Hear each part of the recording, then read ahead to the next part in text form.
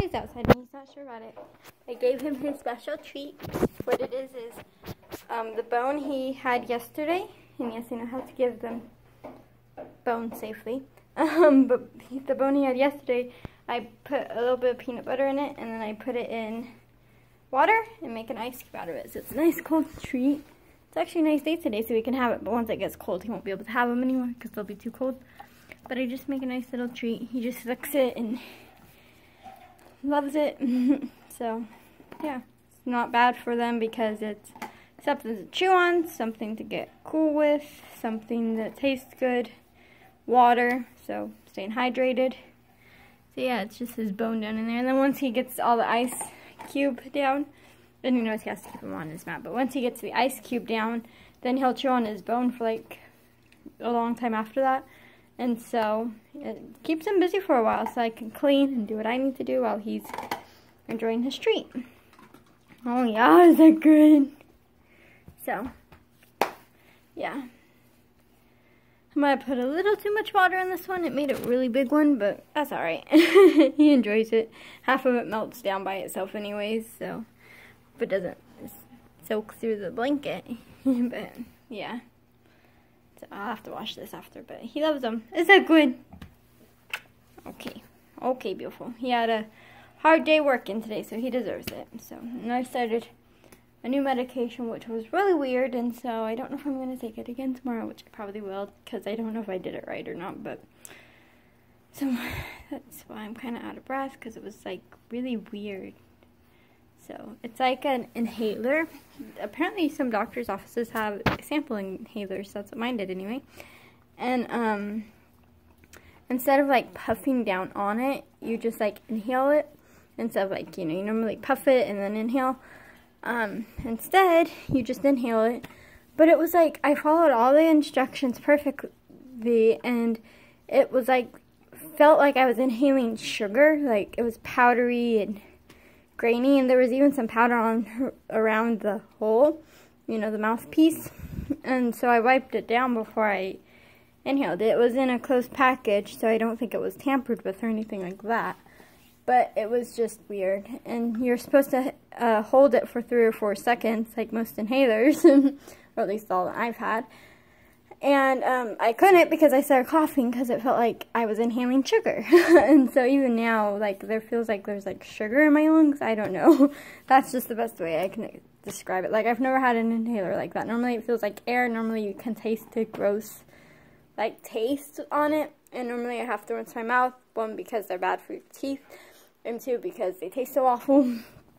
So I tried that this morning and it turned out terrible. So I'm going to call the pharmacist and see, because she always helps me with stuff like this. And so I'm going to call her and see what it should taste like and if it was normal or not.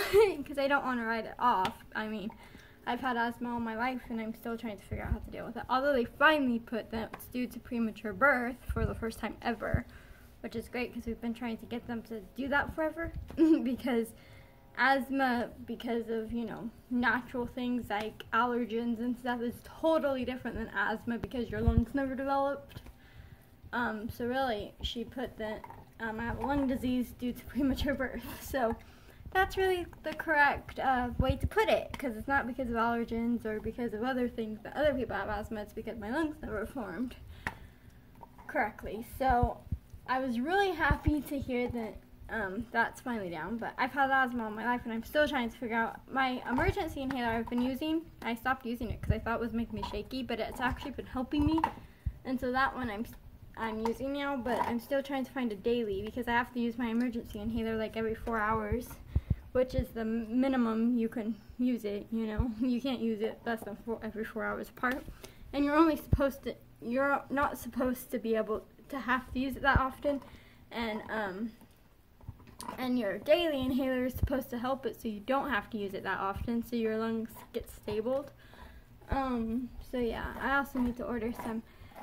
I don't know if she ordered me nebulizer medicine or not, because she ordered the wrong stuff and it was some kind of like weird thing. I don't even know. I've never even tried it, but it wasn't the right thing. So I think she said she was gonna reorder that. I don't know. But my emergency inhaler seems to be actually working, so I don't know. I probably will still use my nebulizer when I'm at home because it still makes me feel better than even my emergency inhaler. So I don't know. So she's gonna do that, and then I'm still on the search for a daily inhaler that will work. But she did put me on a new pill at nighttime, like a little square pill. It's like tiny, which I've never been on a pill because of my lungs before. So you hear stuff out there. So that was interesting that she put me on a pill, because I've never been on a pill for my lungs, but supposedly this pill is supposed to be really good for your lungs and help it so you don't create more scar tissue, because I guess with asthmatics and different like lung diseases and stuff, you can create scar tissue, which then also adds on to the problem, but it's not really fixable because it's scarred. So that was interesting because I've never heard that before. But she put me on a new pill for it, so that was really good. I don't know if it's been helping because there's so much moisture in my new apartment that I can't breathe anyway because it's so moist. So we're not going to write it off yet. We're just kind of in the phase where we don't know. My asthma probably would be bad right now anyway because, you know, anxiety can cause it, which I just moved and went through a lot of new changes. And so that stuff causes asthma attacks, and then moisture can cause it because you're breathing that in, and when you already can't breathe, then it's not good to breathe in more moisture. Even healthy lungs have trouble with that.